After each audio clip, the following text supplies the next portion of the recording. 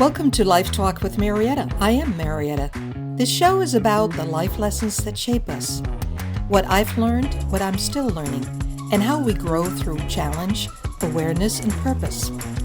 I will share personal insights to motivate and inspire you, and sometimes invite guests who do the same. At its heart, LifeTalk is about real stories, real growth, and meaningful connection. This is LifeTalk with Mariette. Motivational, inspirational, full of heart.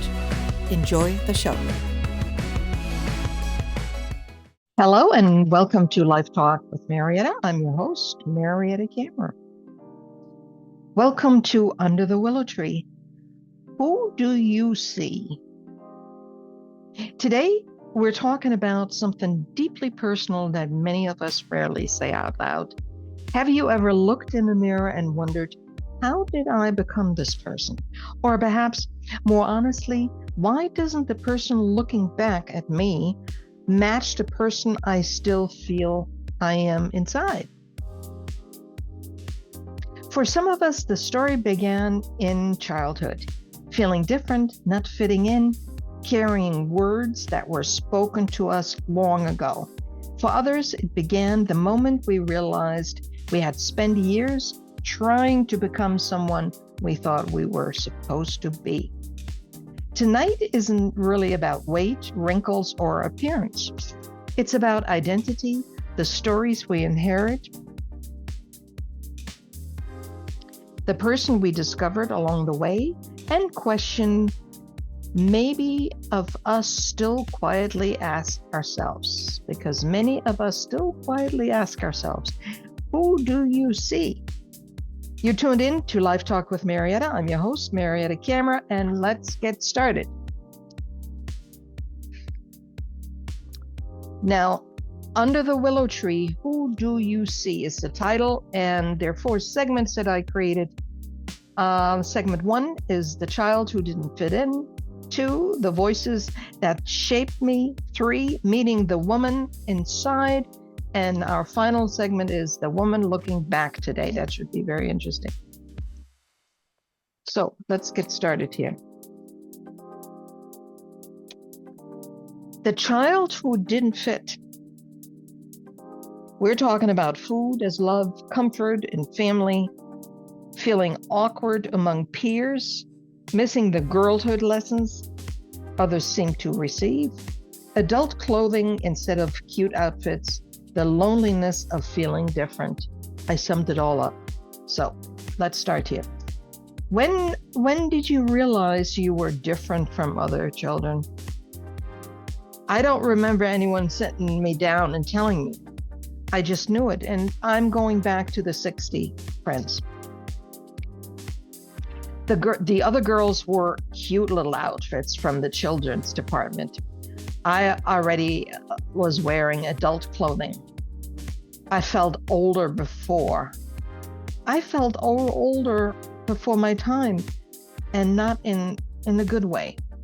I said in one of our other segments, kids in the neighborhood that I came in touch with on occasions, the grandparent or parent were very cautious because, first of all, I looked older. And of course I looked older and I acted older because I could talk to them about recipes, and I cooked every day. I told you, if I wasn't cooking a full meal, I was prepping for a full meal. So I could talk to the kids about recipe development instead of dolls and the latest train sets. I told you that. So my parents were not into playtime. It was work time for them all the time. That is how they grew up. So, yes, my mother was a little on the heavy side. Now, she wasn't that tall. She was maybe 5'2". So, and did anyone ever talk to you about your body image? No. Nobody said, this is how you take care of your body, or this is how you feel good about yourself. It simply wasn't a conversation people had in our house. The conversation was only that's what my mother watched, oh, when is the period starting and kicking in? So that is what my mother watched for very diligently. But talking about body image, I kidding. Now, my mother had the biggest wardrobe you can ever imagine. I told you once in many other shows, she had 3 part-time jobs every day and had a beautiful home, beautiful garden. The amount of work that she put in, it was incredible. I couldn't relate to it at the time when I was little, but now as an adult, it was incredible what she worked. And everything was immaculate, beautiful furniture. Oh, don't sit on here, don't sit on there. But her house was immaculate. And also home production, garden production of vegetables and everything. They wouldn't go and buy cucumbers or whatever they loved. Potatoes, strawberries, berries, herbs, all kinds of cabbage, you name it. They had it in the garden. They wouldn't go to the string beans, tomatoes, you name it. They wouldn't go to the store to buy. Everything was self-produced. So no, they weren't talking about body image. They were talking about many, many other things. What role did food play in your family? Food was everything, folks. It meant love. It meant celebration. It meant comfort when you were sad. If something good happened, we ate. If something bad happened, we ate. Food brought us together. Oh, not only did it bring us together, but individually, we did fine on ourselves, on our own. So my father was very conscious of his weight. He was average. He was maybe 5'8". He was an average person, like 175 pounds, so he was slender. And he always wore these baggy pants with the skinny legs in it. I mean, it's just amazing. And he had to hold up the pants with the belt all the time, but it was bulky. I mean, probably 4 legs could fit into 1 leg, pant leg. It was incredible. He always watched. He never overindulged, ever. Now, my mother, it's a different story. She would snack in between, and not that I saw her eat that much. It was really me during meals. And then I had an extra meal in between. So again, sad, I ate. Happy, I ate. I always ate. And that really stayed with me into my adulthood. And when you don't become aware of that, you just get bigger and bigger and bigger. So that's how I started with all of this. So no, food played a big role in our family, just between my mother and myself, not my father. Did you resent that? No, it was normal to me. It was family. It wasn't until much later that I realized food had become connected to almost every emotion, and I had quite a few emotions. So, just last night on YouTube, I was watching some of the documentaries of people that are 800 pounds. There were actually 2 people that were 1,600 pounds together, and they showed how much these people are really eating in one day. I had my mouth open when I watched this last night. So, but I just want to tell you, I am not qualified to talk about this, what happens inside of these people. I'm not a professional, and I have too much empathy to be going and visiting this direction to even talk about it. I feel for them. I am just not qualified to talk about it. It makes me sad. And this mindset, I cannot even go there. Um, it just makes me very sad, and I don't have the knowledge. I don't have the knowledge. What I do know that I can share from of myself, that I was stuck for many, many years in this body and getting bigger and bigger and bigger. And it all depended on what was happening in my life. I experienced adversity big time.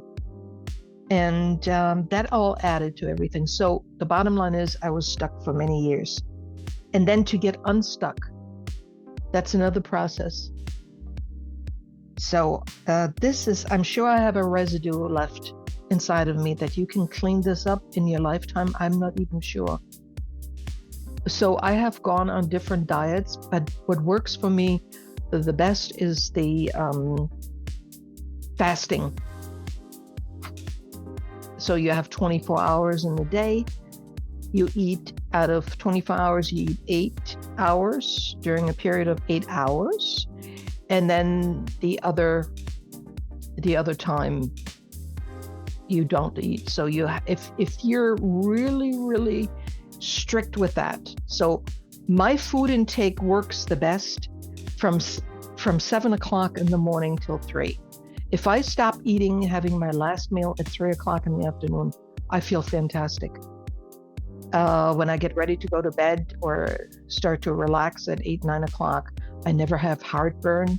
I never have discomfort ever. So that works the best. So for me, and it works, folks. And then I started other things, Ozempic and everything. And I did lose some, maybe 30 pounds or 40 pounds. And then I was interested again to hit the sweets and who knows what else. So anyway, I could lose some weight. Yes, I could lose some weight, but I look a lot different from before. Oh yeah, because I worked on it. Now, eating food was normal to me. It was family. But what did you envy about the other girls? Many things when I was little. Their ease. They seemed to know how to be girls. They experimented with hairstyles. You know, the little braids with the cute little rubber bands with butterflies or just cute little braid ties, you would call them here. I never had that. I had one bowl cut. They gave me money. You should have your hair cut. Here's the money. Have the haircut. Don't have anything else done to it. Now, of course, I go to the hair salon and I have them cut very little and put the hair in rollers. So I look different. And then I really got wholly, you know what, at home because you didn't get your hair cut and we gave you $5. You know, I got really in trouble at home.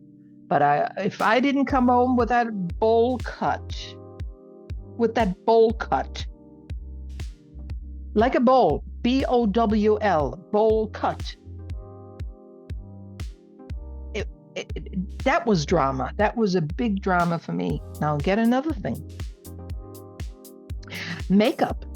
We didn't have makeup in our house. My mother didn't wear any makeup. Nothing. She had a little Nivea cream and a little 4711. It sounds like a detergent, 4711, but it's not. It's the oldest perfume factory in Cologne, and they had one perfume 4711. I think they still have it, and that was a big to-do in the 60s. So that, like a refreshing cologne for women, it was, you know. My mother had excellent skin. Beautiful. She was 76 when she died, and she had excellent skin. Not one wrinkle in her face or on her neck or on her chest, her arms. Even her arms were a little bigger. You know, when you're a little on the stocky side, your arms are a little bigger. No, beautiful. And same with my father. My father had very good skin too. So now, first of all, with me, I inherited that skin. I don't look my age at all. I look 20 years younger. I certainly don't act my age because my energy is just, knock on wood, it's great. So I don't have any wrinkles, not in my face, no place. So in my neck, my chest, nothing. It is what it is. It's true. I'm very fortunate that way.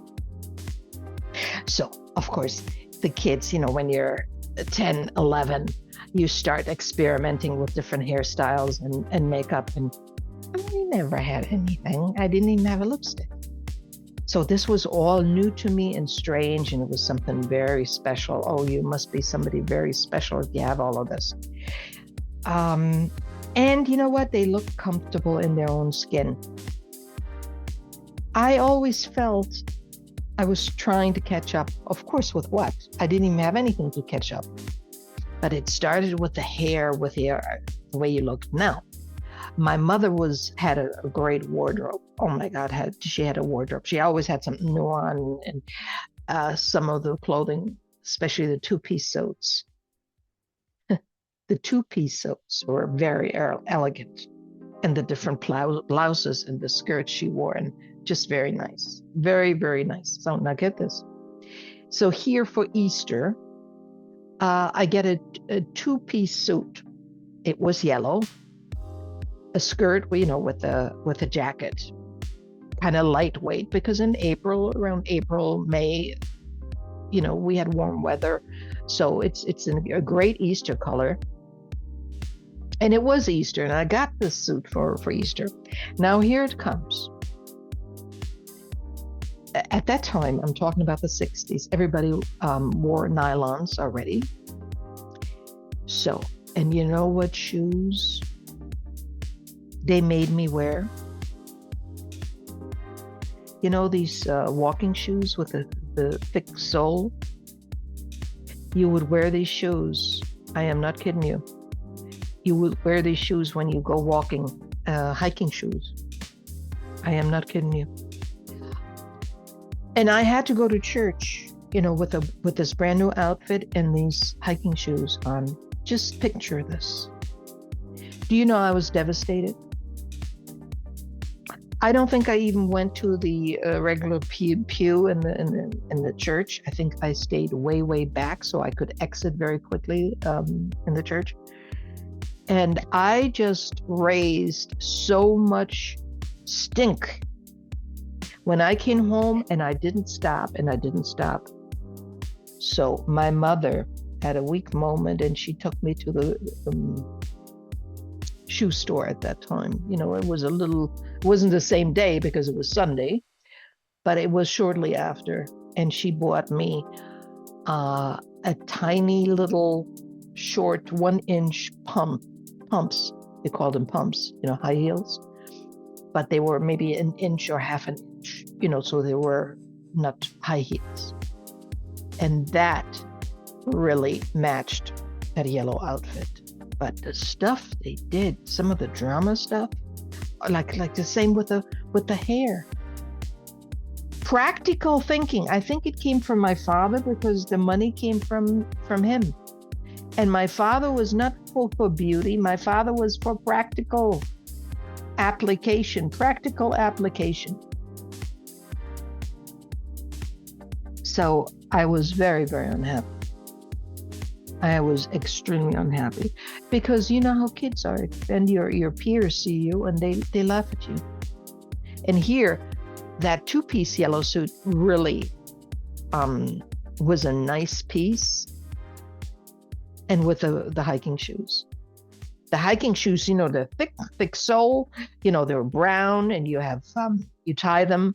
Now think about this plumpness and this elegant. How am I supposed to feel? How would you feel if you had to do this, if you had to wear it? You tell me. So what was the hardest part? I tell you, they made me feel Some of the stuff that they told me and what I had to do, it made me feel awkward all the time. Not feeling pretty, feeling like everyone else had received an instruction manual for becoming a young woman, and mine had gotten lost. They didn't give me an instructional manual. Absolutely not. It was horrible. And that upbringing, that's not okay. But that's how my father was thinking, my mother. So it was a mixed match. A mixed match. And I said, I got to get out of here. What they're believing in all of this. It's the same when my father didn't believe in recreation time, the way some of us do. It was work all the time. And then at 7, he would stop and, he would start relaxing. He would put the TV on. And if there was nothing of interest to him, he would shut it off and everybody had to go to bed. Now, who wants to live like that? Would you live like that?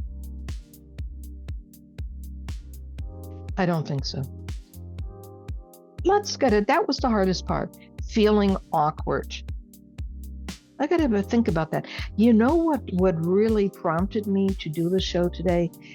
I was having my morning coffee and I'm watching on TV this morning, Good Morning America. It was a commercial, and I see these ballerinas, in their costumes and floating across the stage. And this is really how I feel mentally. I feel so much different from the way I look. And that's why I said, look, they don't even have a chest. They're not chested, they're very flat chested. Of course, they're very dainty too. And they almost fly with their bodies. That's what prompted me to do the show, because I don't look at this every single day. I don't have time for this, but maybe this was a good time to do this today, to look at myself, and it's always there. I don't have time to think about, I don't. I got so many other things to do. Now, let's go to segment 2, the voices that shaped me. So, parents and their influence. You're too fat to do that, the messages. Comparison and self-consciousness, and the voices we still carry today. That's what it is. So, how did your father influence the way you saw yourself? My father watched his weight constantly. He was very aware of appearances and discipline. I think he worried about me, but the way it came across was painful. I don't think he worried about me. He just said, she's too fat. Or she looks too fat. He didn't worry about me because not once did he do anything. He didn't say, don't eat that much. Why don't you eat a little less now? If somebody has a genuine interest, they accompany you during upbringing. And not just, you can't do that. You're too fat. Very strange. I'm glad I don't do or think some of the thinking that they had. Oh my God. He did not worry about me. I think he enjoyed to really say, you're too fat. He enjoyed giving out insults. He did, with many other things, whether it was myself or my mother. He enjoyed that. So that's it. I don't want to go there because that's not what the show is about. What do you remember him saying? Well, I do remember things. I remember being excited about exercise class. I don't know how that was possible, being excited about exercise class, but I said something about exercise class. I just don't remember what I said. And he said, you're too fat for that. It was something about climbing up on a rope. It was something like that. How that came about, I don't know. Those words are still with me because up to this day in my life, I can't climb a rope. And do you know when he said these words to me? I stopped going to exercise class because weekly we had exercise class where it was in the afternoon. It was a different part of town, a different building this was held in, and I never went. Meaning I did go to the location, but I did not participate in the activities. I sat on the bench so I could watch the class. I was either not feeling well or I had my period. So, and it was every week, it was something different. Well, that young teacher never said anything to me. She just looked at me and she just let it go. I don't know if she could keep track of or she got disinterested in keeping, whatever, it doesn't matter. From that point on, I never participated in exercise class. And that's why I don't like to exercise up to this day. See how that all fits together? So he is telling me I'm too fat to climb up a rope. You've seen heavyset people that dance faster, quicker, precisely than some of the thinner colleagues. Just because you're heavy doesn't mean you can't move. Doesn't mean that at all. Well, did you believe in him? Of course I did. Children don't analyze statements. They absorb them. If your father says it, it becomes true. I had to undo a lot of things my father said. I just never took the time or thought about what I'm talking about today. Because this morning, it was about seeing the ballerinas, because the way I feel inside in my mind, I flow. I can fly. There is this lightness, everything, the way I go through life and everything. And I said, oh, I should really look thinner. I should be thinner. I should be almost dainty. I should look the way I feel on the inside. And that was a big thing to me. It just really moved me. I bet we all have these thoughts from time to time. I bet you anything. How did those words affect your confidence? He's shattering there's no confidence when I was a child. They made me hesitate. Even when I wanted to participate, there was always a voice saying, maybe this isn't meant for you. That's what I said to myself all my life. Do you think your parents understood the impact they had? No. I don't think they intended harm, but they were products of their own generation and their own experiences. But good intentions don't erase the effect. These generations, I tell you, the way they grew up and what they passed on to the next generation and to their children. Some of it is not pretty. And we're all subject of it. So, are those voices still within you? I think sometimes. I think many of us spent adulthood trying to decide which voices deserve to stay and which ones we finally need to let go. I got to think about this over the weekend. I didn't go into much depth today, this morning, when I had the thought about doing this show, but I will think about this over the weekend. I need to analyze and I need to immerse myself into the subject and see how I feel, because there's no voice except my own that tells me what to do, and my internal voice, my intuition. My intuition means well. It's a guide, it's a lifesaver, and I listen to it. And it speaks to me very clearly, and I understand it. And at times I have done the override, and then I get exactly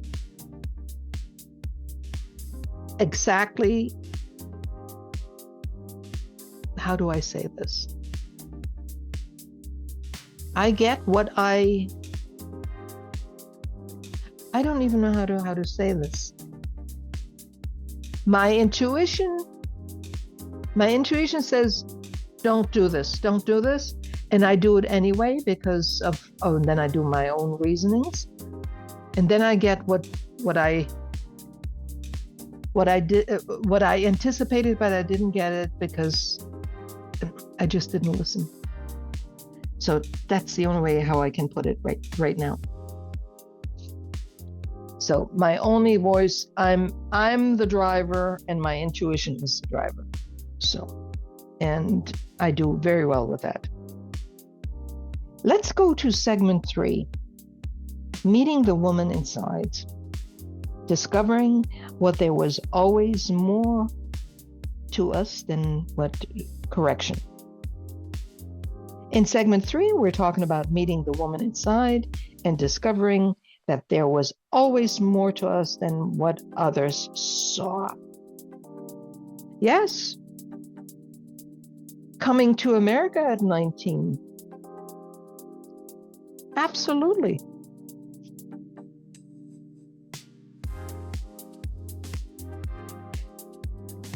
When did your life begin to change? When I changed environments. When I came to the United States at 19, at 17, not 19, and joined Weight Watchers. I joined Weight Watchers at 19, but I came to the States at 17. I just turned 17, January 8th, turned 17, and I joined Weight Watchers 2 years later. That's what I wanted to say. Was it just about losing weight? Not at all. The weight loss was visible. The real transformation happened inside. And I remember I was newly married and I bought a 2-piece bathing suit. I remember that. And we returned from Fort Rucker, Alabama. My husband at the time was going through flight school. Anyway, he graduated and we came back to Connecticut and we were invited for a cookout at his sister's house. And they had a pool. So here I had this beautiful yellow with embroidered flowers, tiny little flowers. And the skirt was pleated. So I think I was a size 12 at that time, or maybe 14 to give you a better picture. And I had this bathing suit on. And of course, that bathing suit was so beautiful. I didn't look at myself like, oh my God, like a little baby elephant, with the skirt, the pleated skirt and everything. And his sister, of course, she didn't say anything to me. But they, behind my back, they were laughing. Make a long story short, I joined Weight Watchers and I went right down to 125 pounds. Went down to a size 8, size 10. I'll show them. No, that's not what I said, but I wanted to. And for the first time, I saw bones in my body. I had a hip bone. I never saw my hip bone. All covered with, with masses of flesh. I want to put it mildly. So it was not about losing weight. The real transformation also happened inside. What surprised you the most? That I realized there was another version of me waiting to emerge, a woman I had never truly met before. And for the first time, from all this baby weight, this extra weight as a teenager, I was 19, I looked beautiful. Again, from a size 14, 16, I think, to a size 8, 10. So you have a good visual what I looked like. And I kept that weight up for years. I started eating differently. And started, joining gyms and everything. So it was a different lifestyle. And I love wearing these clothes. You look a lot different when you're size 8, 10, and you wear cute little tops with blue jeans and high heels, and compared to if you size 18, 20, and you try to wear these cute outfits. Excuse me. That goes without saying. Now, who was this new person that came out? She was confident, curious, social. She enjoyed clothes. Oh, yes. She wasn't hiding in the background anymore. Oh, no, I wanted to be seen. Oh, yes. And again, the most fun is wearing the cute clothes. So everything is proportioned. Everything, your whole body, your bust isn't bigger than this, that, and the other. So it was all natural. It was all natural. And I never really cared for being big busted. I like a smaller bust, something that fits in with nature, the way you are. So I prefer that. And some people are slender and they're still big busted. Well, that's not something that I would like for myself. And so we all have, and I got to think about this over the weekend. If I had to say in shaping me, what would I do? And I haven't done that yet. So anyway, but let's get with this here. So she was confident, that I looked sexy. My legs, I have great looking legs. My body, I have a nice body. I never knew I had a nice body under all that fat. No, it's true. It was very exciting. Did you feel angry that she had been hidden for so long? Nah, I don't think so. Maybe sometimes I wondered what might have been different if I had met her earlier. But mostly I felt grateful that I met her at all. Yeah, I think that's the truth. I just didn't think back. I just went, hey, this is the moment. Let's go for it. What did that experience teach you? That potential isn't always obvious. Sometimes people see only the outside and miss the extraordinary person waiting underneath. That is so true. You see some of the heavy-set people, and you see them heavy for a long time, and then all of a sudden, you see them again, and oh my God, they look terrific. That's a different person. And you see a lot of good-looking people, whether they're men or women. Oh, the potential, if they lost 40, 50, 60 pounds, oh my God, what would they look like? So what I want to say, it's not just looks, it's how we feel inside to match that with the outside. I want to get to the bottom of that. I don't have the answer for you yet. I got to do this on my own, and I will. For that, I need to have peace and quiet and sit in my thinking chair and come up with the answer, because this is interesting. I never picked that up. It's important. It's really important. It was just like this morning on Good Morning America. It was like the commercial was about ballet dancers and them, going across the stage. It's feeling.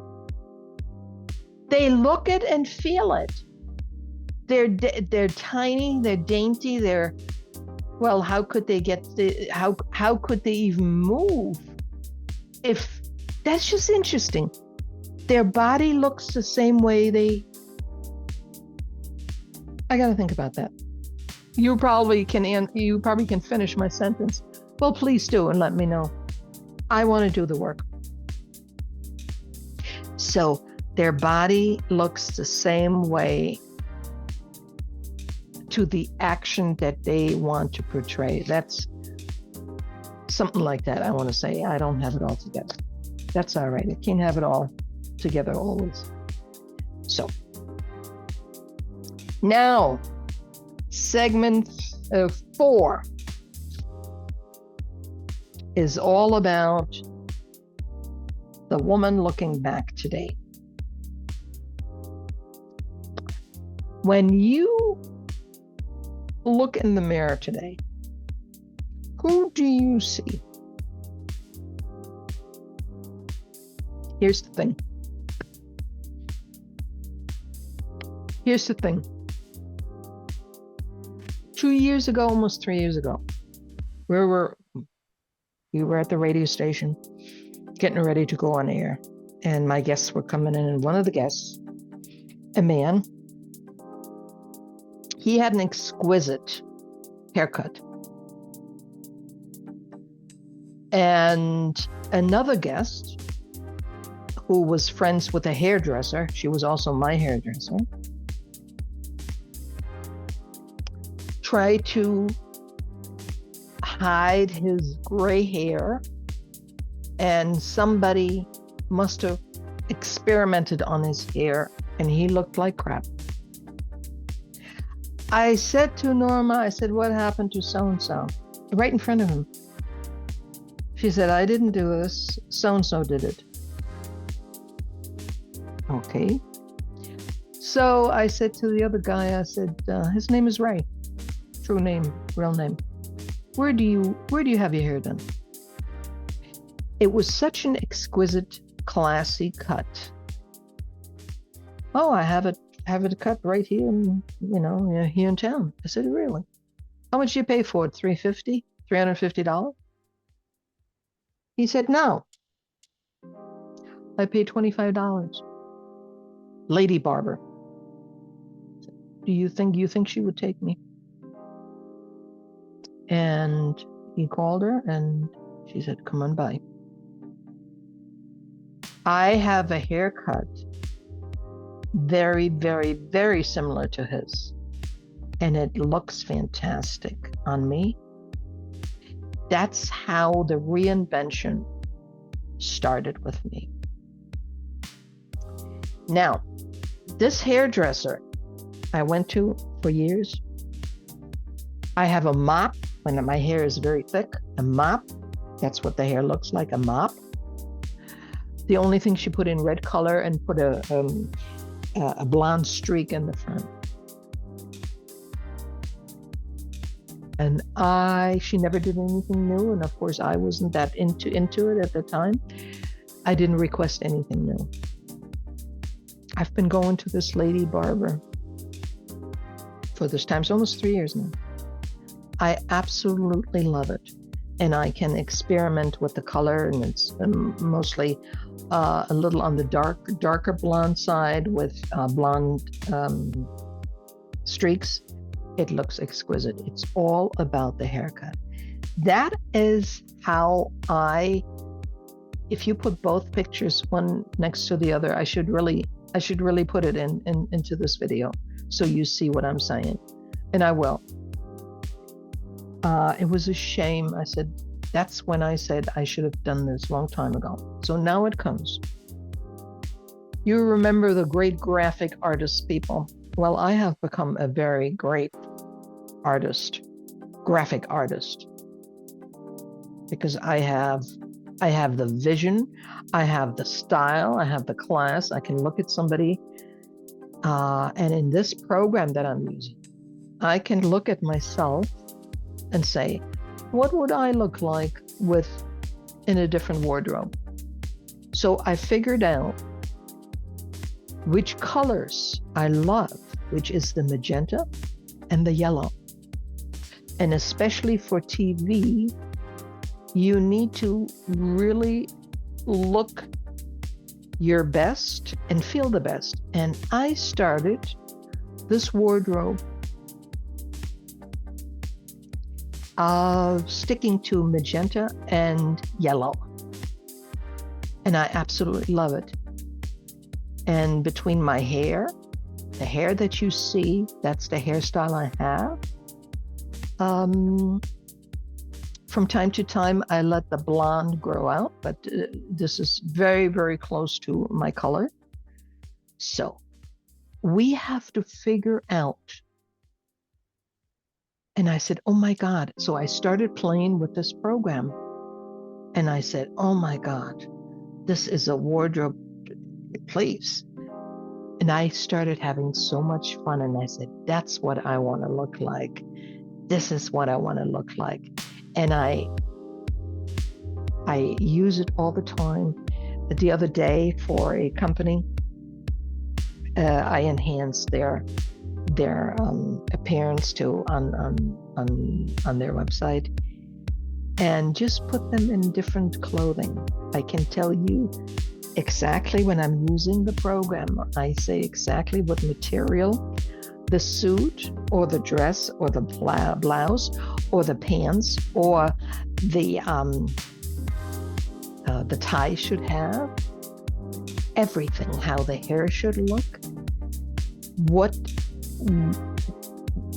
how to see them in front of the camera, everything. And I tell you, I'm very, very good at that. They loved it. And a couple of people, I had never met them. And I said, you know what? I talked with that person the other day about something else. And I said, oh, by the way, you might be seeing a picture or two that I developed for the website. I said, once the boss, gives it to you. And she has very, very dark hair, not the best haircut. And she wears very bold colors. And she is the type, she is kind. She is soft. She has great softness inside of her. And she's a mover and shaker like I am. And I said, she said, oh, please send it to me. I said, I just want to introduce to you the softer colors. I'm not saying that's the end of the colors you should always wear.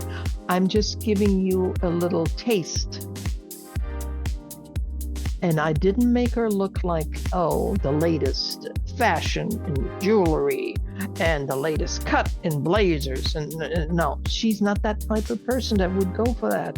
And these extraordinary fashion cuts. No, you know what I'm trying to say. Or these statement jewelries. No. The only statement she has is her glasses, and I didn't change them.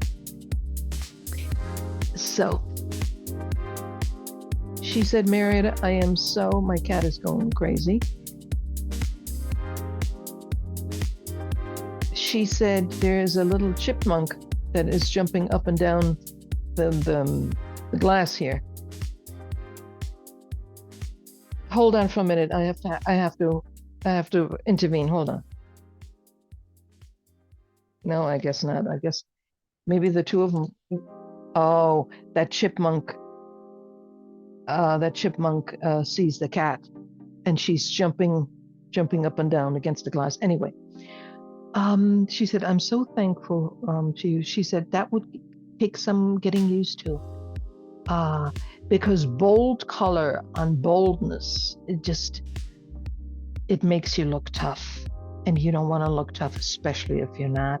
Meaning, softness is strength.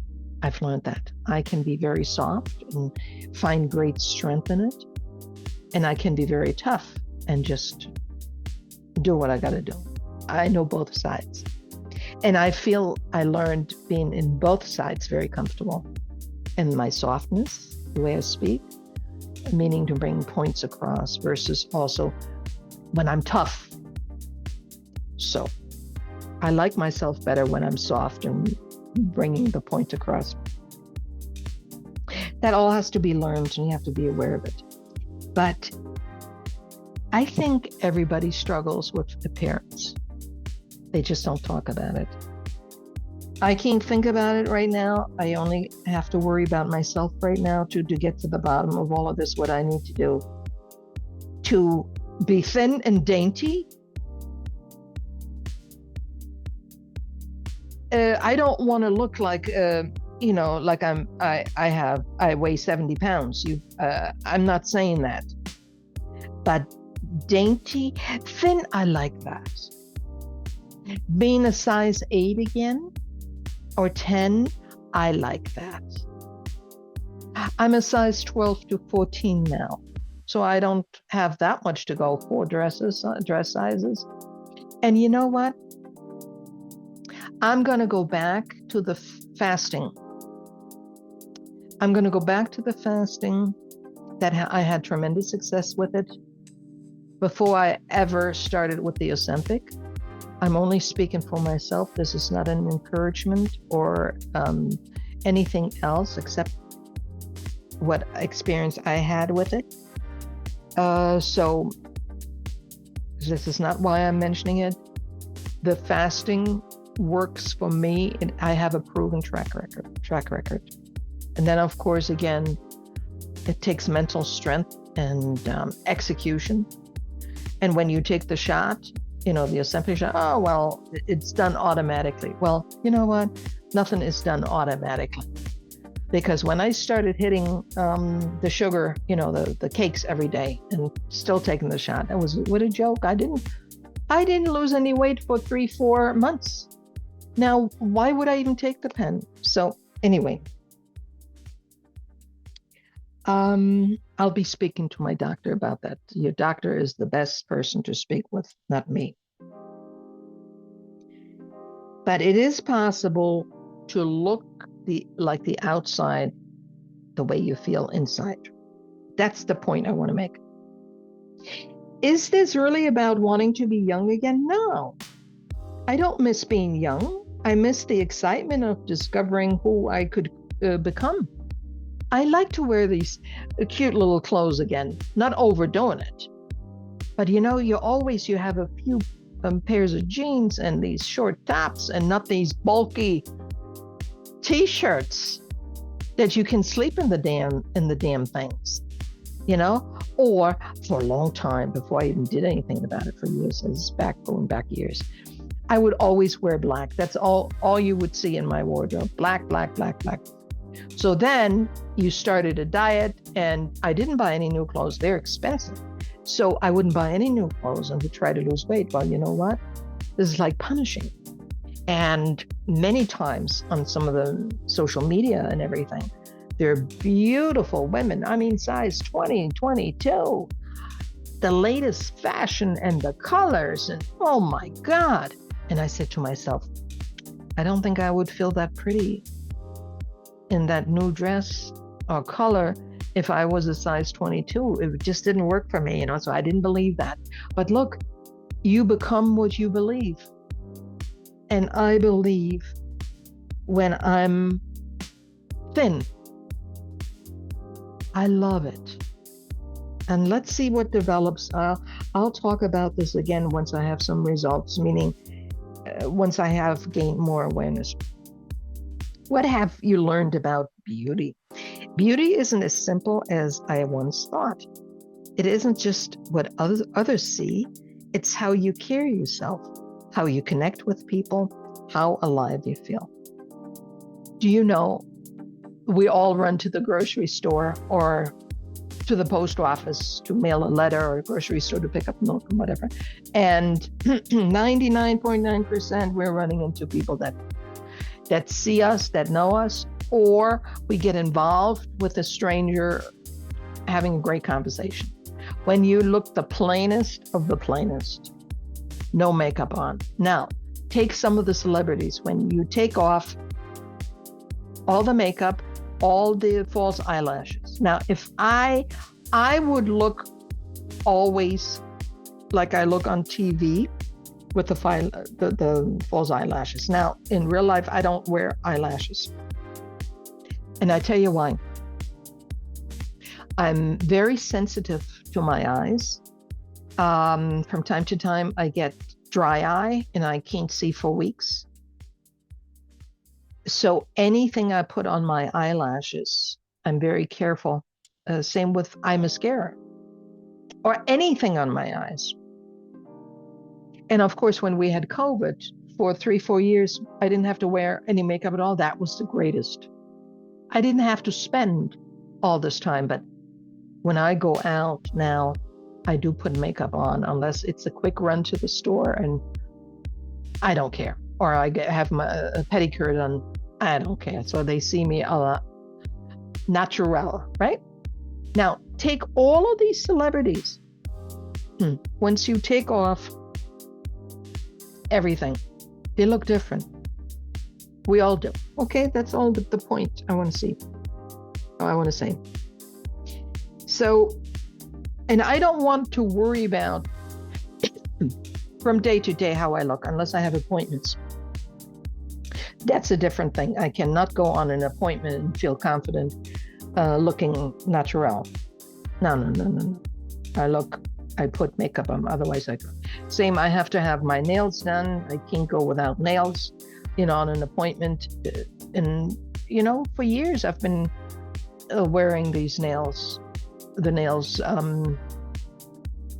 to enhance my hands. First of all, your nails never grow. My nails never grow all 10 evenly. Absolutely not. So, okay.